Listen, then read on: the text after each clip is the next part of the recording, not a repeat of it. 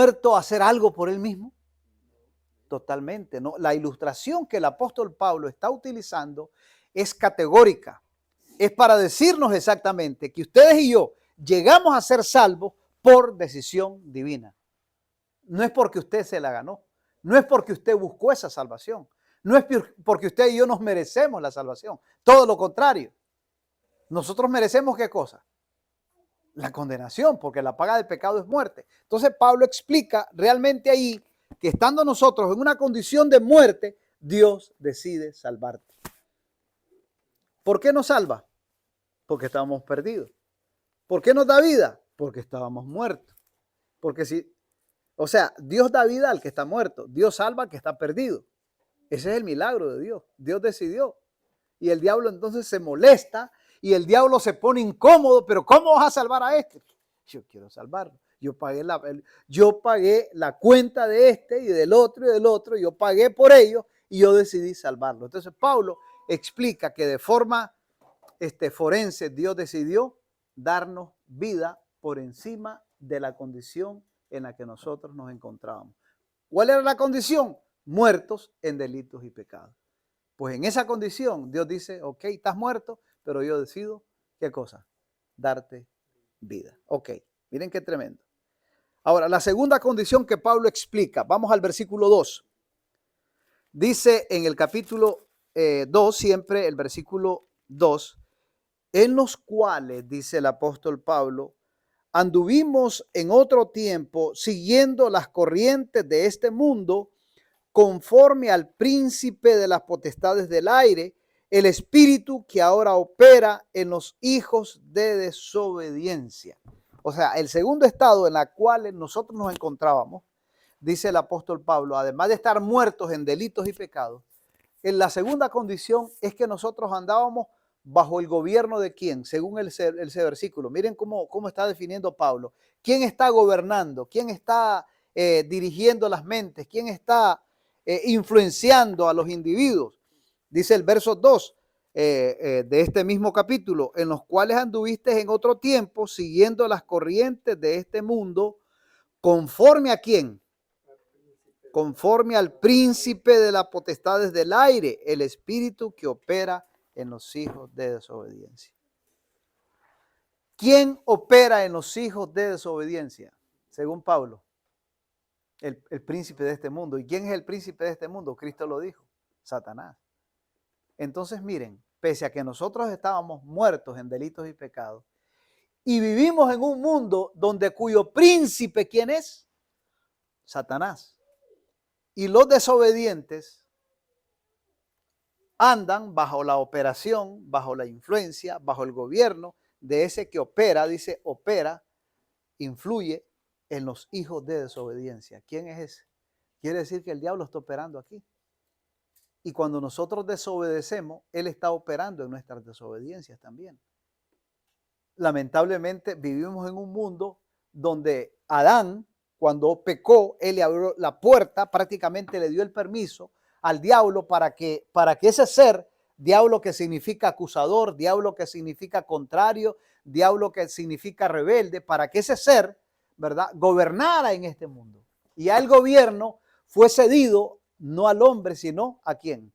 Al príncipe de este mundo.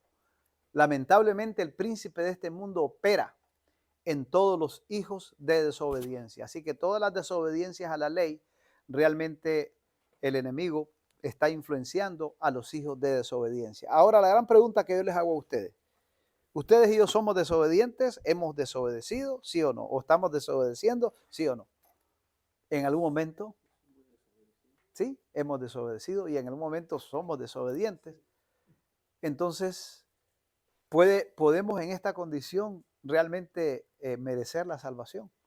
Es lo que Pablo está explicando y nos va a explicar aquí. Entonces dice el apóstol Pablo que estando en esa condición, versículos 3, ahora dice, entre los cuales también todos nosotros vivimos en otro tiempo en los deseos de nuestra carne, haciendo la voluntad de la carne y de los pensamientos, y éramos por naturaleza hijos de ira, lo mismo que los demás. Entonces Pablo ahí ahora explica otra una tercera condición en la que los seres humanos naturalmente nos encontramos. Pablo dice que además de estar muertos en delitos y pecados, que además de estar bajo la operación del príncipe de este mundo, que opera en los hijos de desobediencia, además de estar en esa influencia, entonces dice lo tercero, que nosotros también andábamos bajo el gobierno de nuestros propios pensamientos, bajo el gobierno de nuestros propios deseos. O sea, hay un triple problema en la condición del ser humano. Por eso dice Jesús que no hay nadie bueno.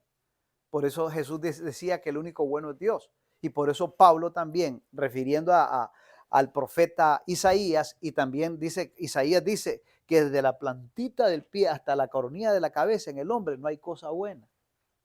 Entonces Pablo teológicamente explica por qué somos malos.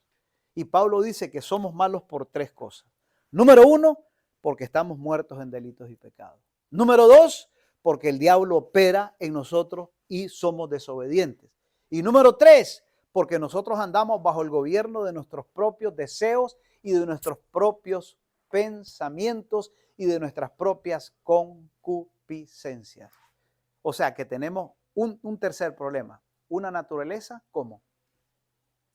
Pecaminosa. Esa naturaleza pecaminosa la perdió Adán. Y a esa naturaleza pecaminosa se le llama desnudez. ¿Cómo se le llama bíblicamente a eso? Desnudez. Andar en la carne, pelado. Eso significa andar en la carne, significa andar en desnudez. Cuando cuando Adán y Eva pecaron, ¿cómo quedaron? Desnudos. Cuando el testigo fiel le dice a los laodicenses que ellos pretenden, ellos dicen, somos ricos, nos hemos enriquecido, estamos bien, no tenemos necesidad. Entonces el testigo fiel le dice, mas ustedes no saben que son pobres, ciegos, miserables, y luego dice, y desnudos. Entonces el ser humano, hablando en términos espirituales, cuando estamos en la carne, ¿qué significa estar en la carne? Andar en nuestras propias debilidades, gobernados bajo nuestras propias pasiones. Eso es andar en la carne. Y a eso se refiere cuando dice que andamos desnudos, sin vestimenta. No tenemos las vestimentas, no tenemos la gloria de Dios, perdimos la gloria de Dios.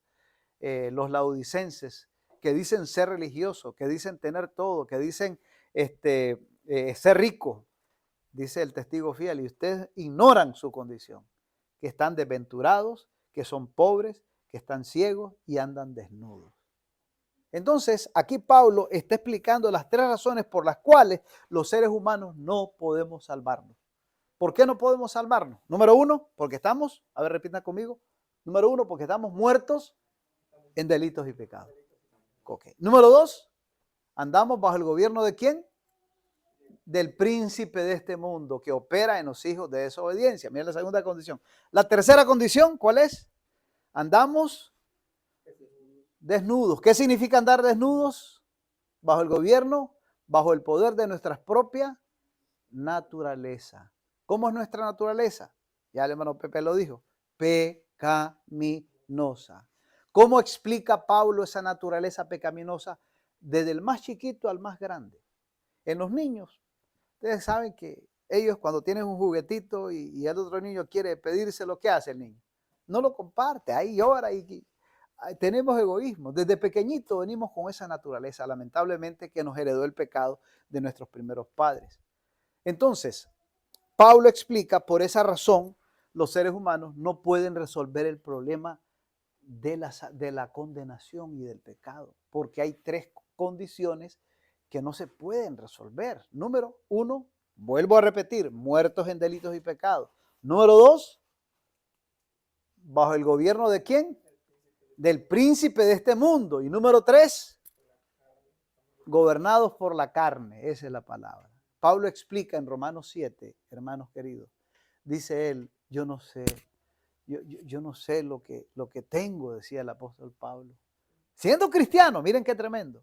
No sé no entiendo lo que hago, porque yo el bien que quiero hacer muchas veces no lo hago.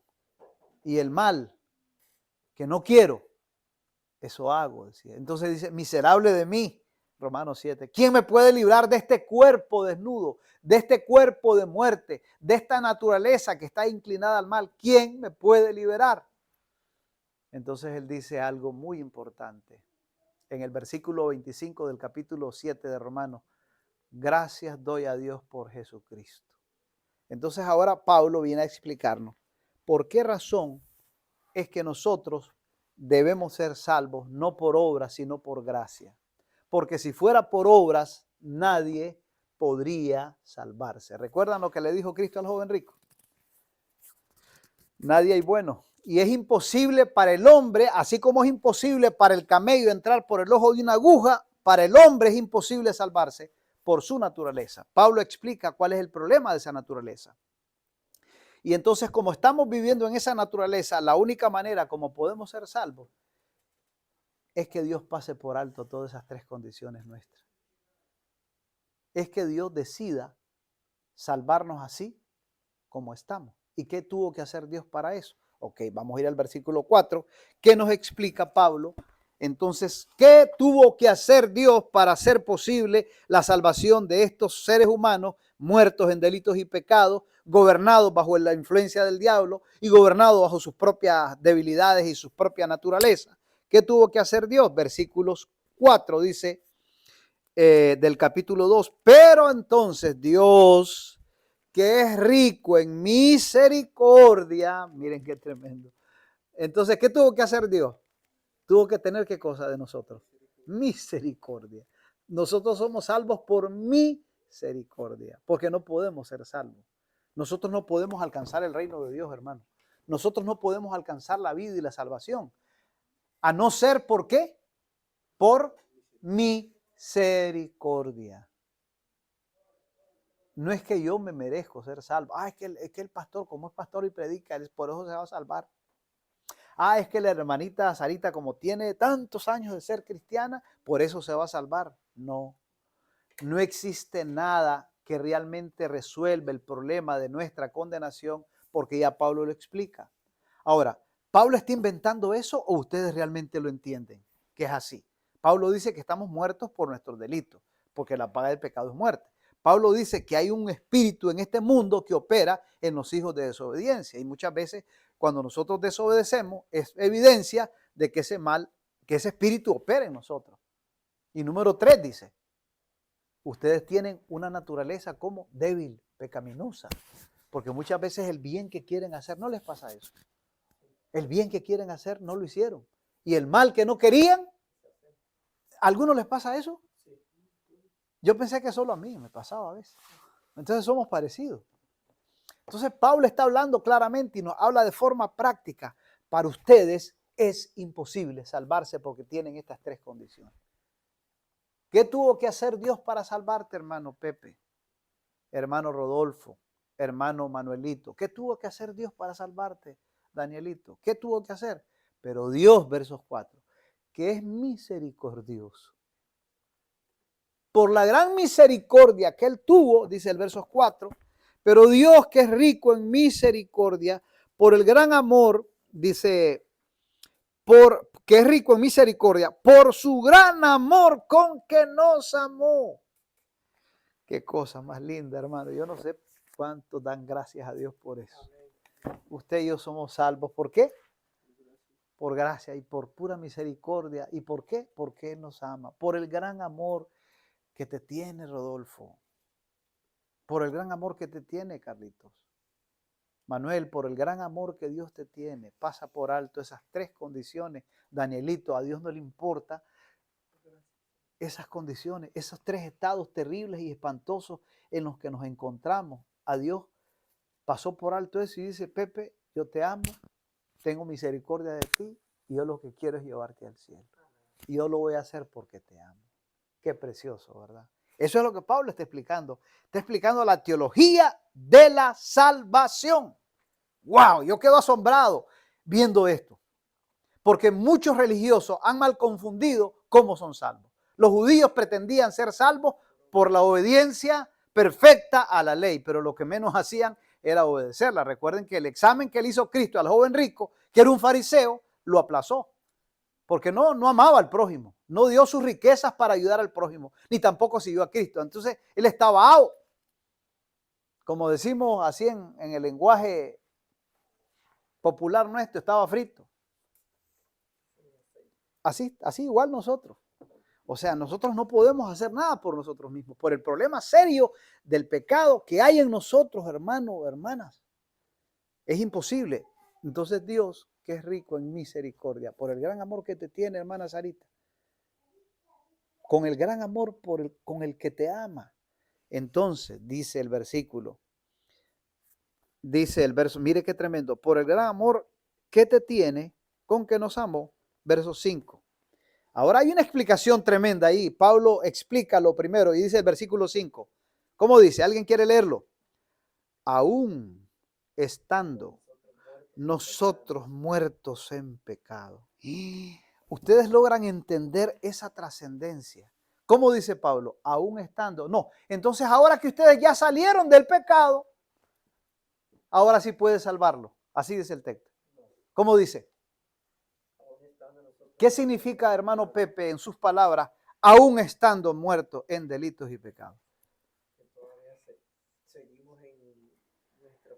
En esa condición, en esa triple condición, exactamente. Que entonces, aún estando así, ¿qué hizo Dios? Termínelo de leer, Pepito. ¿Qué dice? Aún estando así en esa condición, ¿qué hizo Dios?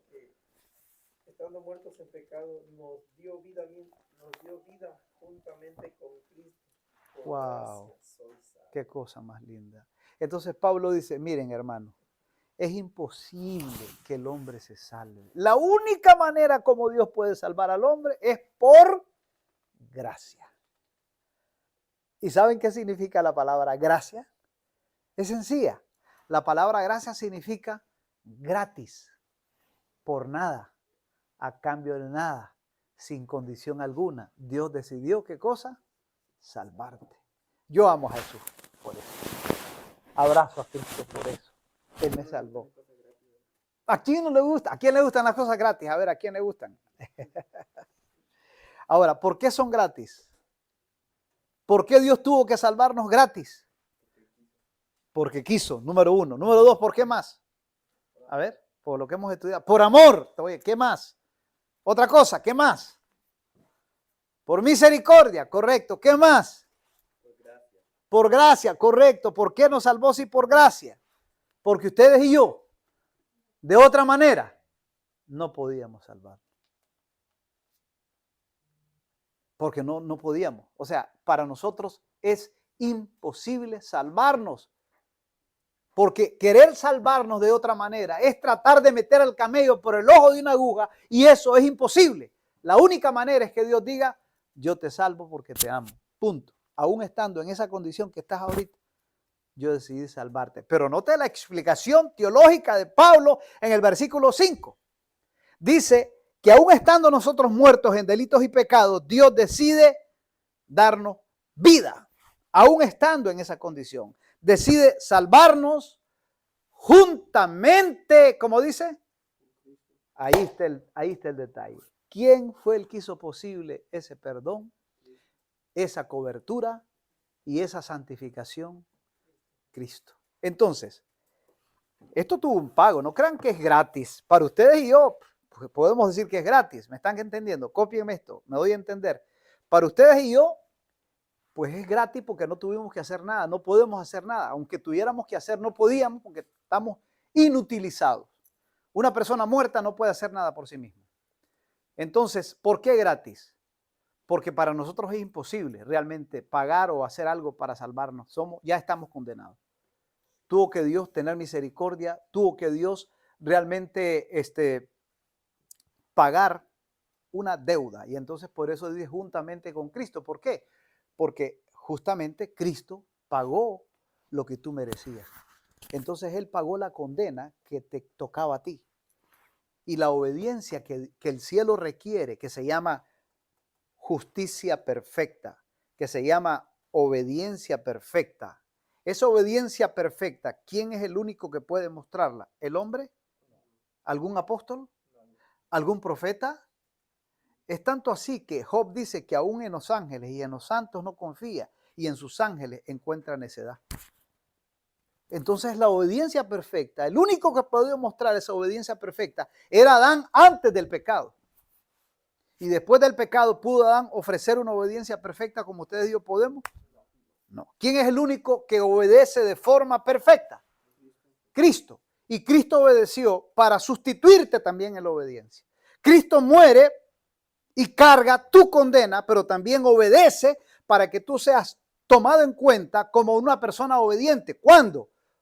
Lo acepta. ¿Cuándo funciona este plan?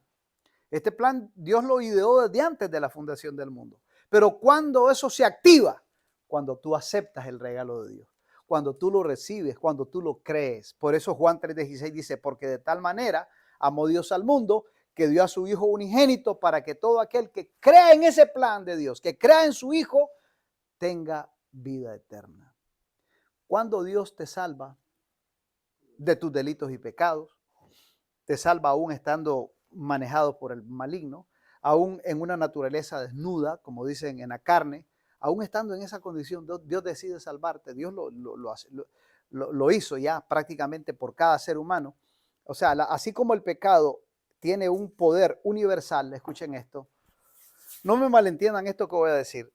Así como el pecado tuvo poder para matar a todos los hombres, el pecado de Adán tiene poder universal para matarlos a todos, también la gracia de Cristo, lo que Cristo hizo tiene, y su justicia perfecta tiene poder universal, o sea, tiene poder para salvar universalmente a toda la gente. O sea, todas las personas son salvas en Cristo. Pero ¿cuándo se activa eso? ¿Cuándo se benefician los hombres de esta salvación que ya Cristo nos dio? Cuando lo aceptamos, cuando creemos en Él. Por eso Pablo dice, juntamente con Cristo. Dios es el que hace posible tu salvación por la muerte de Cristo y hace posible que tú seas justo y perfecto por la justicia de Cristo, que es justa y perfecta. Y ahora, además de que Dios hace eso, sigamos leyendo. Terminemos lo que dice el versículo 6. Dice el versículo 6 del capítulo 2, explicando el apóstol Pablo la teología de la gracia o de la salvación. Dice el verso 6, y juntamente con Cristo o con Él, que es lo mismo, nos resucitó.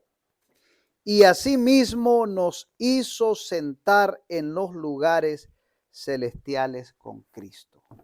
Según Pablo, ¿nos va a hacer sentar o ya nos hizo sentar? ¿Cómo dice Pablo? ¿Cómo dice ahí? ¿Es algo futuro o es algo ya hecho? Ya hecho. Noten bien, para Pablo la salvación es algo ya consumado, hecho. Y el cielo, para los que han creído, ya están allá. ¿En quién? O sea, para Pablo, Pablo toma las cosas de Dios así, en el amén y en el así sea. Para Pablo no es que Dios me va a salvar, o algunos predicadores que decimos y dicen, bueno, Dios quiere salvarte. No es que Dios quiere salvarte, ¿cómo? Dios quiere llevarte al cielo. No, no es que Dios quiere llevarte al cielo. Dios ya te salvó. Y por medio de Cristo ya estás, ¿dónde?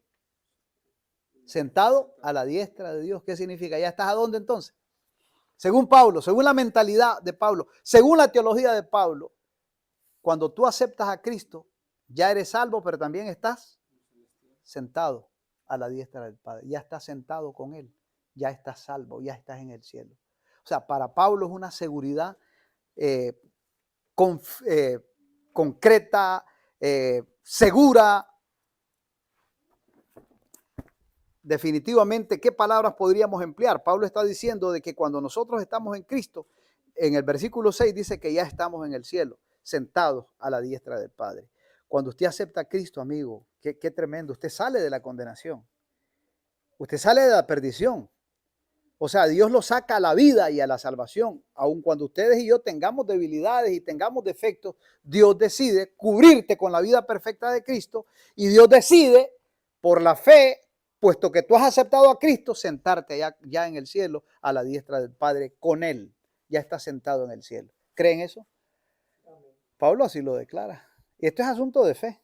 La salvación es asunto de fe. Usted debe de creerlo. Si usted quiere disfrutarlo, debe de creerlo. Pero si usted lo oye y simplemente lo oye y no lo entiende y no lo cree, pues no lo va a disfrutar. Porque todo esto que Dios nos declara y que Pablo nos declara, se acepta y se cree por fe. Termino diciendo, verso 7, miren lo que dice. verso 6 dice, verso 7, perdón, para mostrar en los siglos venideros las abundantes riquezas de su gracia en su bondad para con nosotros en Cristo Jesús. Terminemos hasta el 9. Porque por gracia sois salvos por medio de la fe, y esto no es de ustedes, pues también es don de Dios. No por obras, para que nadie se gloríe, dice el 9, y el versículo 10 dice, porque somos hechura suya, creados en Cristo para buenas obras, las cuales Dios preparó de antemano para que anduviésemos en ellas. Oh, hay un tercer elemento muy importante que Pablo añade en este texto. Haciendo una síntesis de lo que viene explicándonos Pablo acerca de la teología de la salvación, Pablo nos explica tres cosas. Número uno, ¿por qué los hombres no podemos salvarnos? ¿Por qué? Porque es imposible para nosotros resolver el problema del pecado con nuestra obediencia o con nuestra santidad, entre comillas. ¿Por qué para nosotros es imposible eso? Por tres condiciones que el hombre tiene. ¿Cuáles son?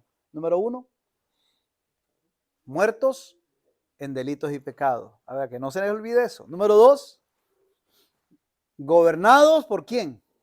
Por el príncipe de este mundo. Número tres, no se olviden de esto. Número tres, gobernados por la carne.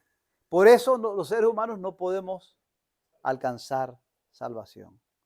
Entonces, pero entonces, ¿qué dice? ¿Qué tuvo que hacer Dios para resolvernos este problema? ¿Qué tuvo que hacer Dios para resolvernos este problema? Enviar a su Hijo, correcto. Pero miren cómo lo explica Pablo. ¿Qué tuvo que hacer Dios entonces? Pero Dios, verso 5, que es rico en misericordia, aún estando nosotros en esa condición, esa triple condición, muertos, gobernados por el diablo y gobernados por nuestra propia naturaleza, aún así, Dios ¿qué hizo? Nos dio vida. ¿Con quién? Juntamente con Cristo. Y luego añade, por gracia ustedes llegaron a ser salvos, por el gran amor que Dios les tiene. Y no solamente los hizo salvos, verso 6, ¿qué hizo más? ¿Qué hizo el Señor? Nos sentó en el cielo por la fe, ya estamos por la fe. Yo no sé, o sea, debiéramos de gritar y aplaudir y decir, Señor, gracias, porque en ti no solo somos salvos, ya estamos en el cielo. Amén. Gloria a Dios, ¿no? Eso es trascendente, eso es extraordinario, hermano. Yo no sé, a veces el enemigo nos perturba y nos pone un manto para que no veamos y no entendamos la grandeza linda, las cosas bellas que Dios está haciendo por usted, ya hizo por usted. Ya está sentado en el cielo. No es que yo voy a buscar cómo salvarme, hermano. O como el predicador, hermano, Dios quiere salvarte. Dios ya te salvó. ¿Ustedes creen que Cristo al morir vino a hacer una película de drama, de sufrimiento, o solo para que tuviéramos lástima de Él? No, Él vino a pagar lo que tú debías. Él vino a darte la salvación que tú no tenías. Ya la hizo. Por eso Él dice, consumado es. No andemos diciendo, es que Dios quiere. Como que Dios quiere, ya te salvó. Es que Dios quiere salvarme, hermano. No, Dios no quiere. A veces le pregunto a algunos hermanos, hermanos, ¿cuántos luchan por su salvación? Y todo el mundo levanta la mano. Yo estoy luchando por eso. ¿Por qué? Porque tenemos en la cabeza el mismo pensamiento del joven rico. Creemos que haciendo, que tenemos que ganarnos la salvación, que hay que luchar por salvarnos. No, hermano, la salvación es una lucha de Cristo. Él luchó por ti. Él lo hizo. Tú no podías nada, tajado. ¿Por qué? Porque estás muerto en delitos y pecados. ¿Por qué? Porque estás gobernado por el diablo. ¿Por qué? Porque estás gobernado por tus debilidades. ¿Cómo te puedes salvar? ¿De qué manera? No existe forma. La única manera es que Dios te ame y te dé misericordia y Dios le ponga la carga de condena a su propio hijo y a ti te haga inocente. ¿Cómo? Por pura gracia. ¿Están oyendo, Danielito y Pinito? Por pura gracia. Puro gratis. Pero quiero explicarles algo que pasa con los seres humanos, conmigo y con ustedes. En cierta ocasión, termino con esto. En cierta ocasión, en el río Mississippi, se cuenta una historia real de un hombre que manipulaba un puente en ese río para abrir el puente para que los barcos pasen y cerrar el puente para que los trenes pasen. Entonces había un hombre en una cabina que manipulaba ese puente, o que manipula ese puente, y dice que en cierta ocasión decidió ir con su niñito de 5 años. ¿Han oído? Sí. De 5 años. Y entonces el hombre llevó a su hijito de 5 años y se metió, pero de repente el hombre, estando allí en ese puesto de trabajo, cuando sonaba la sirena, entonces él abría el puente y pasaba el barco. Cuando sonaba otra alarma, lo cerraba y pasaba el tren. Y entonces él se fue con su niñito de 5 años. Y ese niñito, ¿qué pasó con ese niño? Estaba jugando él con su padre ahí en la cabina. Entonces el padre, ya en atardecer, ya cansado, se quedó dormido. Y en esa soñolencia y en ese sueño del padre, ¿saben qué hizo el hijito? Salió el niñito de la cabina de 5 años y se fue. El padre, sin darse cuenta, porque estaba dormido, su hijito comenzó a caminar y llegó hasta los engranajes del puente. Y cuando llegó a los engranajes del puente, él estaba metido jugando ahí el niñito de 5 añitos mientras el padre dormía. Pero cuando el padre dormía y el niñito estaba metido en los engranajes de aquel gigantesco puente, sonó la alarma anunciando que el tren venía. El puente estaba abierto porque había pasado reciente un barco y ahora el puente tenía que cerrarse para que el tren pasara. Pero en ese momento, cuando el padre despierta oyendo la alarma, entonces lo primero que hace es agarrar la palanca para accionarla y hacer que el puente se cierre y así toda la gente que viene en el tren pase tranquilamente sin peligro. Cuando él toma la palanca, mira por las ventanas de la cabina y mira hacia el puente y mira que en los engranajes del puente está su pequeño niño de 5 años. Pero el tren ya está muy cerca. Ya no puede él correr para sacar a su hijo del puente. No hay alguien que pueda ayudarle para sacar a su hijito del puente. Lo que le toca hacer a él es manipular la palanca para salvar y que el tren pase sin problema y que toda esa gente que venía en el tren pues pasara sin peligro, o dejar la palanca, dejar que el tren se estrellara y que se perdieran y se murieran todos los que vinieran dentro del tren y salvar a su hijito que estaba en los engranajes del tren. En esa situación de ese padre, no sé qué haría usted si fuera el padre de ese hijo. No sé qué haría. Yo no sé qué haría usted. Matar a su hijo para que otra gente extraña que usted ni conoce. O dejar que esa gente muera y salvar a su hijito. ¿Qué haría usted? Ustedes saben el conflicto y la angustia que ese padre vivió cuando estaba en ese momento para manipular esa palanca. El padre gritaba angustiadamente, oh hijo mío, pero él tenía que hacer algo, tenía que tomar una decisión. ¿Y saben qué decisión tomó el padre? Cerrar el tren. Y entonces movió la palanca, el tren comenzó a cerrarse, las engranajes comenzaron a dar vueltas, ese niño comenzó a quedar atrapado, su ropita, sus pies, sus manos comenzaron a desbaratarse en esos engranajes, la sangre a correr por todos esos engranajes. Pero finalmente el puente se cerró y el tren pasaba frente a las cabinas donde él estaba. Y cuando él mira que la gente pasaba, la gente jugando naipe dentro del tren, otros tomando su traguito, otros fumando, ¡ah! Y riéndose como que. Entonces aquel padre, cuando mira que a esa gente tan indiferente, comenzó a golpear las vitrinas y les dice, señores, ustedes saben lo que he hecho, ustedes saben lo que hice, gritaba, ustedes saben lo que hice, he matado a mi hijo para que ustedes vivan. Con lágrimas gritaba el padre de esa manera. Escuchen esto que les voy a decir. Es lo mismo que Dios está gritándonos desde el cielo. Ustedes no saben lo que yo he hecho por ustedes. Ustedes no entienden lo que hice por ustedes. Que yo hice que mi hijo fuese quebrantado como en un engranaje y su sangre corriera para que ustedes puedan salvarse, para que ustedes pudiesen pasar tranquilos el abismo y pasen a la vida eterna. Ustedes saben, ustedes entienden lo que yo hice por ustedes, pero los seres humanos, en lugar de ser agradecidos, estamos viviendo en esta vida distraídos, fumando, haciendo esto, jugando, y lo que menos entendemos y lo que menos agradecemos es lo que Dios ha hecho por nosotros. Y somos ingratos, sabiendo lo que Dios hizo por nosotros. Somos malagradecidos y el diablo ha puesto un manto encima para que no veamos, para que no percibamos y no entendamos el amor de Dios, que Dios hizo posible ya tu salvación. No es que vos tenés que luchar, ya Dios te salvó. No es que Dios quiere salvarte, Él ya te ha salvado, amigo. Ahora lo que tienes que hacer es decirle, Señor, gracias por haberme salvado. Yo quiero, Señor, andar en esa gracia tuya. Entonces dice Pablo que cuando uno acepta eso, cuando uno recibe a Cristo, recibe esa salvación, entonces Dios te resucita una vida nueva, te hace andar en una vida nueva y te hace andar en las buenas obras. Dice el texto, las buenas obras que Dios preparó de antemano para que anduviésemos en ellas. ¿Qué significa? Sí, en la gracia hay que hacer obras, pero ya cuando estamos salvos. Cuando ya estamos en esa salvación linda, entonces cuando tú aprendes a agradecer, cuando tú ya entiendes cómo Dios te ha salvado, como lo explica Pablo, entonces tú aprendes a vivir una vida nueva en Cristo. Y entonces todas las malas cosas que hacíamos, comenzamos a dejarlas y comenzamos a andar en las buenas obras que Dios prepara para que andemos ya no en malas obras, sino en buenas obras. Amén. Amén. Pregunto, ¿están ustedes agradecidos con Dios por lo que Él ha hecho por nosotros? Ahora, otra pregunta. ¿Realmente ustedes creen que son salvos entonces? ¿Creen?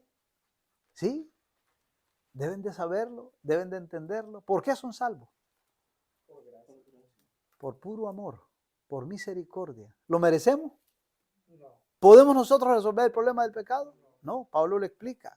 Teológicamente ahí no, es imposible. Sencillamente Dios tuvo que amarte, darte misericordia, salvarte porque ya te salvó. Y ahora lo que tú debes de hacer es, Señor, creo en lo que hiciste por mí mediante tu Hijo Jesucristo. ¿Cuántos en esta hora quieren reafirmar su amor por Cristo y decirle, gracias Señor por haberme salvado? ¿Quieren ponerse de pie? El Rey te manda a llamar, hijito. ¿Quieren ponerse de pie para decirle, Señor, gracias porque tú me has salvado? Gracias, Señor, yo quiero andar ahora en esas buenas obras que tú preparaste de antemano para que anduviésemos en esas lindas obras. Y no andar en la indiferencia, como esa gente que iba en el tren. Ya estaban salvas. Ya estaban salvas. Ya habían pasado el abismo. Sí, ya habían pasado el abismo. Miren qué tremendo. Pero eran malagradecidos. No sabían lo que Dios había hecho por ellos. Por eso, amigo, Dios te ha llamado para salvación y lo que tú debes de hacer es decirle, Señor, te respondo y te amo porque tú me amaste primero. Que Dios te bendiga, hermano. Vamos a cantar este himno y nos ponemos de pie para entonarlo. ¿Está bien?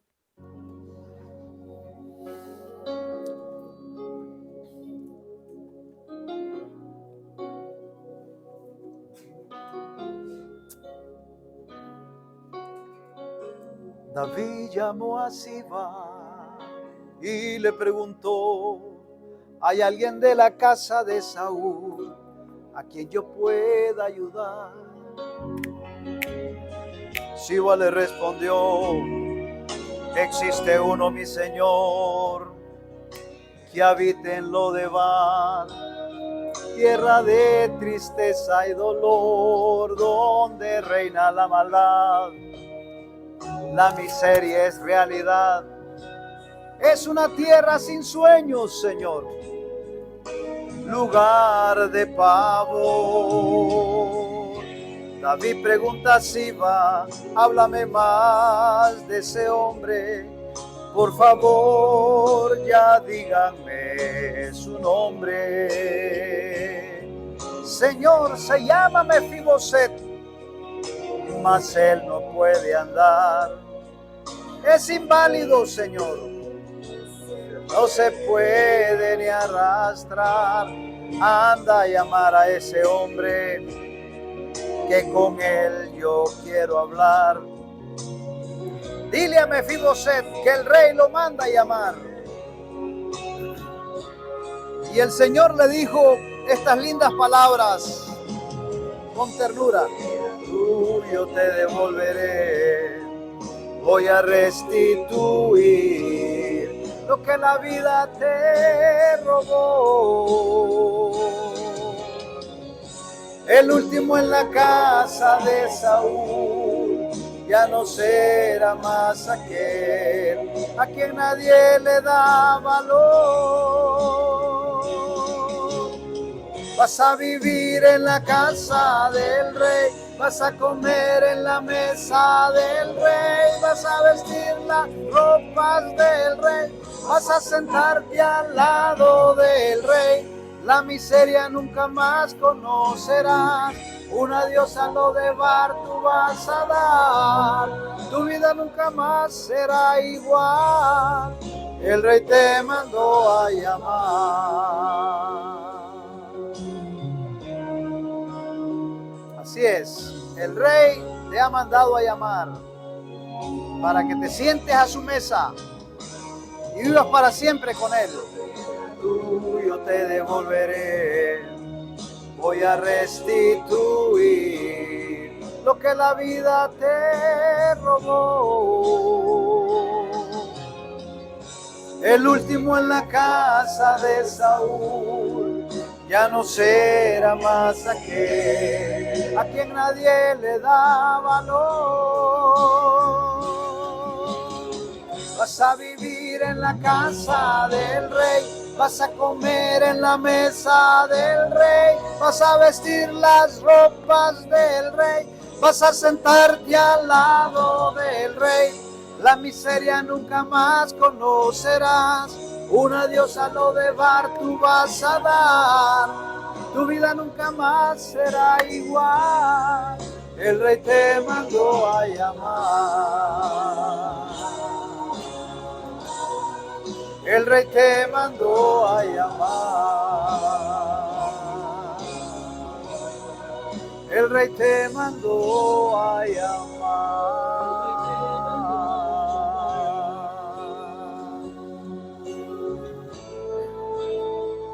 Maravilloso Jesús. Estando nosotros muertos en delitos y pecados, Él nos regaló la vida. Estando en un mundo gobernado por el príncipe de estas tinieblas, Dios decide salvarte.